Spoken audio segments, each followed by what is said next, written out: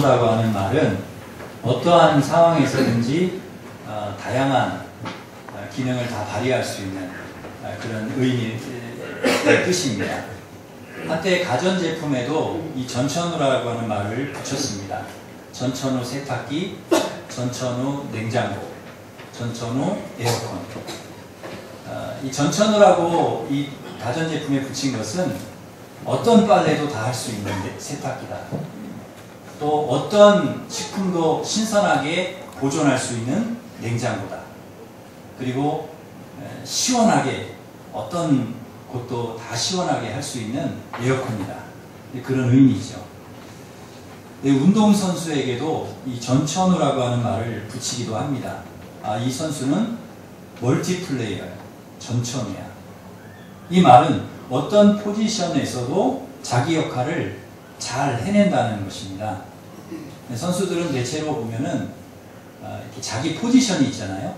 공격수면은 공격수 포지션, 또 수비수는 수비수 포지션이 있습니다. 그래서 공격수는 공격만 잘하고 수비수는 수비만 잘하고. 그런데 이 전천후 선수는 공격도 잘하고 수비도 잘한다는 거죠. 패스도 잘하고 다 잘하는 것입니다. 그래서 감독들은 어떤 선수를 좋아하는가? 바로 이 전천후 멀티플레이어 선수를 좋아합니다. 축구 선수 중에 이 멀티플레이어 전천후 선수가 있는데요. 혹시 누군지 아십니까? 예, 박지성 선수. 박지성. 여러분 아시죠? 박지성 선수가 이 멀티플레이어 전천후 선수입니다. 이 공격 원래 포지션은 공격인데요. 그런데 얼마나 열심히 뛰어다니는지요. 공격했다가도 금방 이렇게 자기 진영에 들어와서 수비를 한다는 거예요. 공격수들은 한번 이렇게 막 공격하러 뛰어들어가면 웬만해서 힘들어서 잘 수비하러 잘 안 나옵니다. 저도 축구를 해봐서 아는데 저도 주로 공격수를 하거든요. 열심히 이렇게 몰고 가서 이제 공격을 하고 끝까지 가서 뭐 슛 해가지고 들어가면 좋지만 대체로 뭐 슛은 뭐 거의 잘 안 들어가고요. 볼이 다른 데로 가잖아요. 그러면 빨리 수비하러 들어가야 되거든요. 그런데 힘들어가지고요 못 갑니다. 수비들 알아서 해라. 나 힘들어가지고. 그리고 천천히 걸어가고 그럴 때가 있어요. 그런데 박지성 선수는요 안 그렇다는 거예요. 이 박지성은요 죽어라고 이렇게 상대편 진영까지 와서 볼을 뺏겨도 그 다음에는 또 죽어라고 뛰어가서 자기 진영에서 수비를 한다는 거예요. 그러니까 이 박지성 선수 같은 경우에는 얼마나 성실하게 뛰는지요. 세계 최고의 클럽인 그 잉글랜드의 프리미어 리그에 맨체스터 유나이티드 잘하는 팀은 이름도 어렵습니다. 맨체스터 유나이티드. 네. 약자로 맨유라고 하는데 이 세계 최고의 클럽에서 이 퍼거슨이라고 하는 감독이 박지성을 딱 눈여겨보고요. 에인트호벤, 그 네덜란드 에인트호벤이라고 하는 팀에서 뛰는 박지성 선수를 딱 눈여보고서 딱 데려온 거예요. 그 세계 최고의 클럽인 그 잉글랜드 프리미어리그 맨체스터 유나이티드. 이게 어려워요. 이 잘하는 팀 이게 길어요. 어려워요. 그러니 이 선수가 얼마나 성실하게 플레이를 잘하고요. 공격도 잘하고 수비도 잘하고 패스도 잘하고. 그래서 맨유에서요 오랫동안 거기에서 아주 그 주전으로 그렇게 활약을 했습니다. 요즘에는 제가 야구를 이렇게 즐겨보는데요. 이 야구같이 복음적인 그런 스포츠가 없어요. 이 번트 같은 거는요, 우리 팀 2루로 이렇게 살려보내려고 자기가 주는 거예요. 완전히 복음적인 스포츠. 그래서 이제 제가 야구를 이제 즐겨보는데요. 그 야구 제일 잘하는 나라가 어딘지 아십니까? 미국의 메이저리그라고 하는. 하여튼 제일 잘하는 선수들이 다 모인 곳이 바로 그 메이저리그입니다. 그런데 우리나라 선수가 거기 가서요, 그 잘하는 거예요.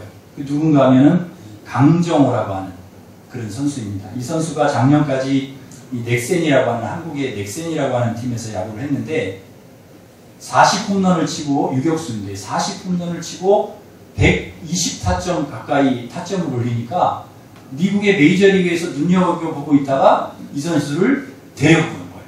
메이저리그. 그런데 사람들이 다 이렇게 믿지 못했어요. 아유, 한국에서나 잘했지 그 최고의 그 메이저리그에 가서도 잘하겠냐 의심의 눈초리를 이렇게 쳐다봤는데, 그런데 이 강정호 선수가 가서 잘했을까요? 못했을까요? 예, 못하면 얘기도 안 했죠. 가서 이 선수가 너무너무 잘하는 거예요. 세상에 그 모든 게 참 불리하잖아요. 덩치도 좀 작고 외국 사람들은 벌써 신체 구조라든지 힘이라든지 이게 좋잖아요. 그런데 왜소하고 작고 그런 선수가 가가지고 그 메이저리그에서 잘하는 것입니다.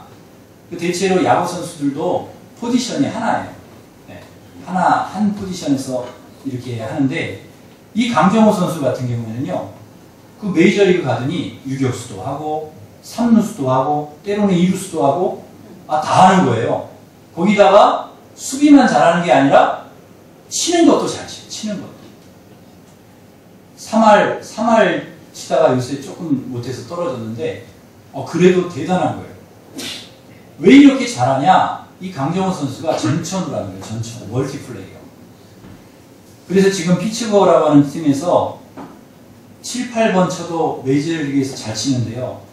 제일 잘 치는 선수가 누구냐? 4번 타자거든요. 근데 강정호가 몇 번을 치는 줄 아십니까?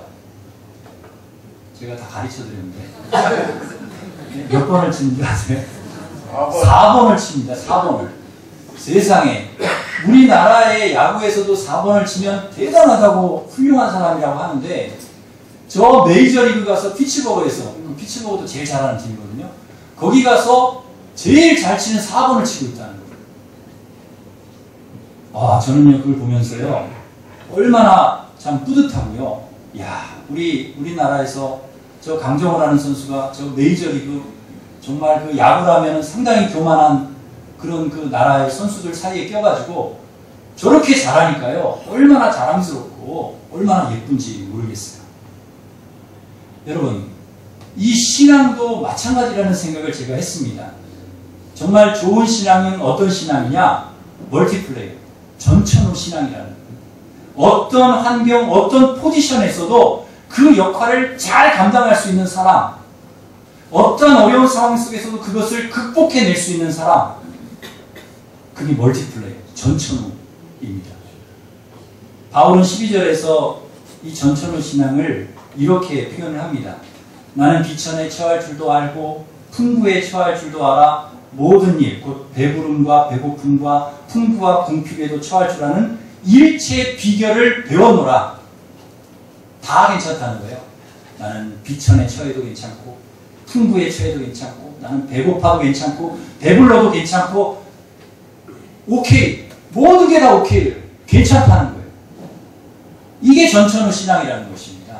어떠한 형편에든지 내가 자족한다. 만족한다. 감사한다. 이게 신앙이라는 것이죠.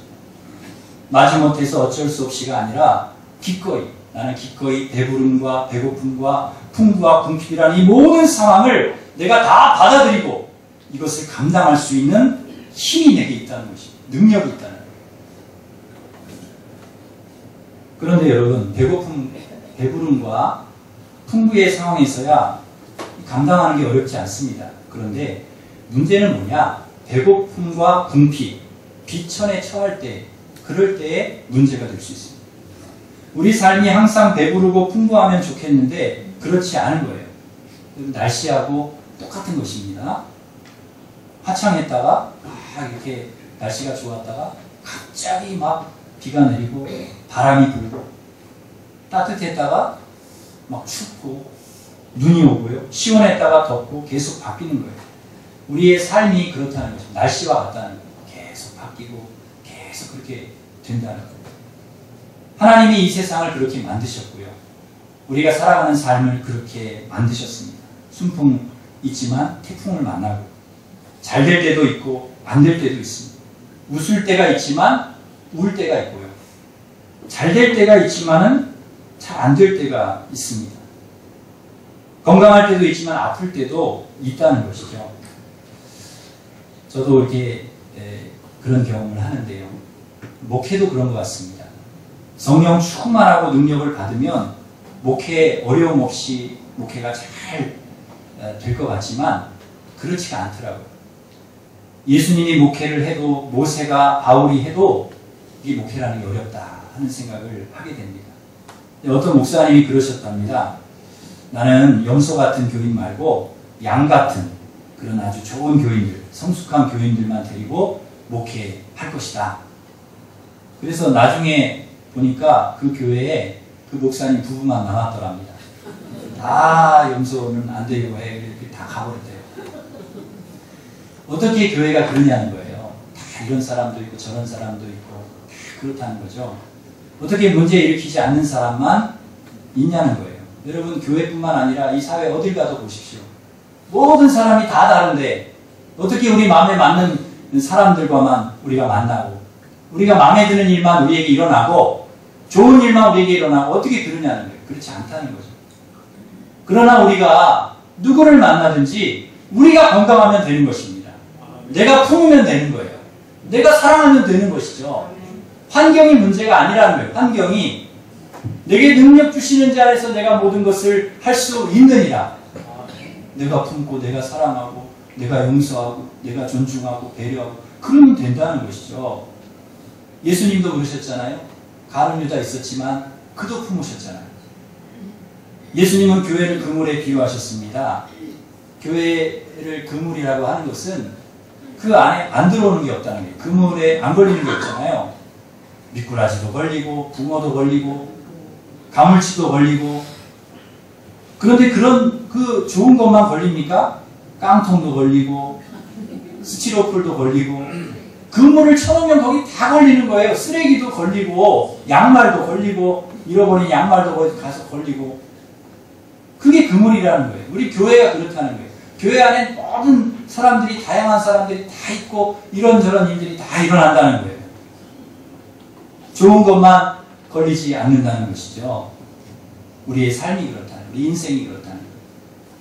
바울도 하나님의 종이고 누구보다 능력받은 종이지만 그에게도 어려움이 참 많았습니다. 옥에 갇히고 매도 수없이 맞고 태장으로 맞고 돌로 맞고 파선하고 강도의 위험, 동족, 이방인, 신의 방해, 바다 위험한 일 당하고 잠도 못 자고 춥고 굶고 헐벗고 몇 번씩이나 죽을 뻔하고 고생하면서 이 모든 어려움을 그가 당했지만 바울이 뭐라고 말합니까? 어떠한 형편에든지 내가 자족한다. 만족한다. 내게 능력 주시는 자 안에서 내가 모든 것을 감당할 수 있다.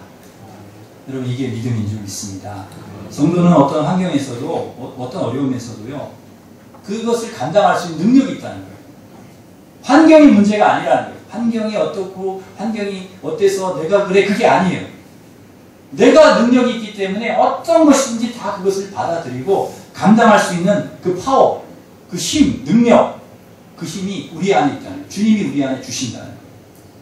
그래서 참고 인내하고 견디고 그 모든 것을 그 어려움을 그 환경을 극복하고 이길 수 있다는 것입니다.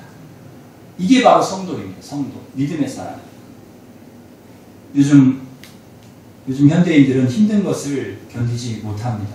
특히 이 젊은 세대로 갈수록 더 그런 것 같아요. 조금만 어려움이 와도 절망하고 포기하고 낙심하고 막 죽으려고 합니다. 1등 하다가 2등만 돼도 막 죽으려고 합니다. 다는 그렇지 않지만 그런 아이들이 있어요. 그러면 세상에 1등을 하다가 2등 하는 아이가 죽으려고 그러면 39등 하는 애는 어떻게 해야 됩니까? 39등 하는 애는요. 참 다행스러운 것은요. 그 39등 하는 애는요. 아예 죽을 생각을 안 한다는 거예요. 행복하다는 거예요. 기쁘게 삽니다. 여러분 2등 하다가 죽는 것보다 39등 하면서 기쁘게 행복하게 사는 것이 1000배, 만배, 몇천 배 낫습니다. 아멘들을 안 하시고 다 2등 하시고 1등 하시고 평범하게 행복하게 사시기를 바랍니다. 세상에 우리가 살아가는데 안 힘드는 게 어디 있습니까? 힘들지 않는 게 다 힘들죠. 나만 힘든 것 같지만 그렇지 않습니다. 다 힘듭니다. 태어나면서부터 제가 생각을 해봤어요. 태어날 때부터 힘들게 태어났잖아요. 얼마나 힘들게 태어납니까? 막 어머니가 막 엄마도 힘들지만 애도 힘들어요. 나올 때 막 그냥 나오려고. 이왕이면 좀 하나님이 좀 그냥 슝슝 잘 나오게 만들어 주시죠. 힘들게 나오잖아요. 그럼 나오면은 또 그 나오면은 쉽습니까? 걸으려면 또 얼마나 힘들어요. 걸으려면 힘들고 또 학교 들어가면 좀 낫겠지 했지만 학교 들어가도 힘들고 졸업해도 힘들고요. 취업하기는 쉽습니까? 취업하기도 힘들고 어렵게 취업을 해도 직장도 힘들어요. 결혼하려고 해도 힘들고 결혼하면은 결혼하려고 해도 힘들지만은 결혼하고도 어때요? 결혼하고도 힘들어요. 물론 안 힘든 분도 있습니다. 힘들어요. 또 결혼하고도 힘들어요. 또 애를 또 낳아야 되잖아요. 그리고 또 힘들고 또 키워야 되고 학교 보내야 되고 군대 가는 것도 힘들고요. 군대 보내는 것도 힘들고 또 결혼도 시켜야 되고 계속 힘든 삶의 연속이라는 거예요. 우리가. 그런데요. 우리가 그냥 보통으로 살아가는 삶도 힘들지만 거기에 우리가 아프거나 사업이 실패하거나 자녀들이 어려움이 오거나 가정이 이러면은요 더 힘든 것입니다. 더 어려운 것입니다. 우리 교회에 우리 이용성 성도님이 계시잖아요. 제가 참 사랑하는 우리 성도님이신데 이만성 집사님이 이렇게 전도해서 우리 교회 그때 이만성 집사님 장례 우리 교회에서 잘 이렇게 치러드리고 그럴 때 감동이 되어서 또 우리 이만성 집사님이 꿈에 나타나서 너 믿음 생활 해야 된다. 전도하셔서 우리 교회 오셔서 이렇게 지금까지 그때부터 지금까지 신앙생활 이렇게 잘 하시는 걸 보면은 제가 얼마나 뿌듯한지 마음이 뵐 때마다 너무 좋아요. 그런데 우리 이용수 성도님이 한번 어려운 일이 있었어요. 갑자기 뇌경색으로 쓰러지신 거예요. 중환자실에서 몇 주간을 사경을 헤맸어요. 깨어나지 못하고 이렇게 어렵게. 그런데 참 감사하게도 하나님이 살려주셨어요. 깨어나 주시고. 그런데 깨어나셨지만은 잘 못 알아보세요. 저도 잘 못 알아보고 또 의사 전달도 잘 못 하시고 그렇게 나빴어요. 나빴는데 하나님께서 조금씩 회복해 주시더니 오늘 이렇게 건강한 모습으로 교회에 남으시고 신앙생활 하실 수 있도록 해주신 것을 볼 때 얼마나 감사한지 몰라요. 그런데 제가 그때 그 참 신앙생활 잘하시고 그때 우리 교회에서 세례도 받으시고 신앙생활 잘하실 때 그런 마음이 들더라고요. 아 이렇게 우리 성도님 신앙생활 잘하는데 왜 이렇게 어려운 시련을 주시나 마음이 참 아프더라고요. 그런데 제가 좀 지나서 깨닫게 된 것은 그 일로 인해서 우리 아내 되시는 황미숙 성도님이 우리 교회에 등록을 하시고 또 그 딸 혜인이가 우리 교회에 또 등록을 해서 우리 가족이 다 이렇게 신앙생활을 하게 되셨어요. 그게 계기가 되어서 그래서 제가 깨닫는 거예요. 하나님의 뜻이 계셨구나. 어려움과 고난 속에는 반드시 하나님의 섭리가 있구나. 뜻이 있구나 하는 것을 제가 깨닫게 되었습니다. 감사한 것은 우리 이영수 성도님도 그렇고 우리 황미숙 성도님도 그렇고요. 그 어렵고 힘들지만 그 믿음으로 이겨나가시는 거예요. 꿋꿋하게 참고 인내하고 견디고 신앙으로. 그래서 저는 그 모습을 보면서 확신합니다. 하나님께서 반드시 우리 이용성 성도님 완전하게 치료해 주실 것을 믿습니다. 네. 그리고 가정을 하나님께서 놀랍게 귀하게 쓰실 줄 믿습니다. 주님께서 우리의 형편을 다 아십니다. 모르시는 것 같죠? 하나님이 다 아세요. 우리의 약함을 다 아십니다. 그가 시험을 받아 고난을 당하셨은즉 시험 받는 자들을 등이 도우실 수 있느니라. 예수님 자신이 고난 당하셨기 때문에 어려움 당하고 고난당하는 우리를 도우신다는 것입니다. 눈물을 닦아 주신다는 것. 주님이 말씀하세요. 힘내라고. 힘내라. 나는 더 심한 고난을 받았다. 나는 십자가에 못 박혔다. 피 흘리신 손으로 우리를 어루만지시고 위로해 주십니다. 너 뭐 그렇게 부끄럽냐? 부끄러워할 필요 없다. 나는 다 옷도 벗기우고 십자가 달렸는데 괜찮아. 외롭냐? 나는 얼마나 외로운 줄 아냐? 그렇게 주님께서 우리를 위로해 주십니다. 너 버림받았냐? 나도 버림받았다. 제자도 가족도 다 나를 버렸다. 그래도 괜찮다. 그거 가지고 뭐 그러냐? 주님이 말씀하십니다. 너 집이 없냐? 나도 집이 없다. 주님도 집이 없죠. 길이 안 보이냐? 길이 없냐? 내가 길이다. 내가 집이고 생명이다. 나에게 와라. 주님이 계속해서 우리를 돕고 우리를 위로하시는 것입니다. 목마르냐? 내가 생수다. 배가 고프냐? 내가 생명의 떡이다. 나를 먹어라. 나를 마셔라. 사랑하는 성도 여러분, 주님이 주시는 힘으로 여러분에게 닥친 어떤 어려움이든지, 그것이 병이든 저주든 가난이든 불행이든 불면이든 억울함과 외로움이든 모든 그러한 여러분의 상황을 어렵게 만드는 것에서부터 여러분이 일어나시고 그것을 넉넉히 감당하시고 승리하시기를 간절히 바랍니다. 우리가 이 찬양을 좀 불러봤으면 좋겠습니다. 저는 이 찬양을 너무너무 좋아하는데요. 여러분도 이 찬양 부르시면서 힘을 내셨으면 좋겠습니다. 우리 같이 찬양하겠습니다.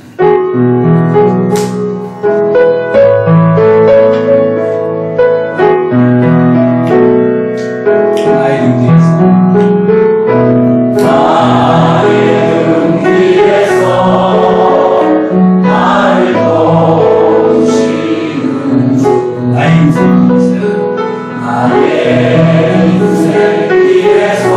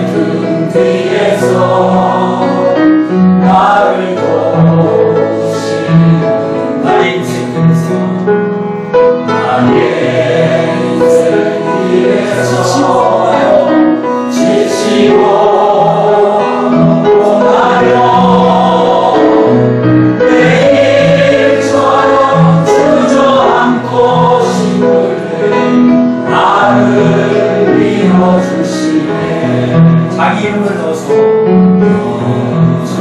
일어나라. 내가 새 힘을 자기 이름 넣어서 하겠습니다. 넘쳐라 먹어라 내 너를 한 번 더 하겠습니다. 자기 이름을 넣어서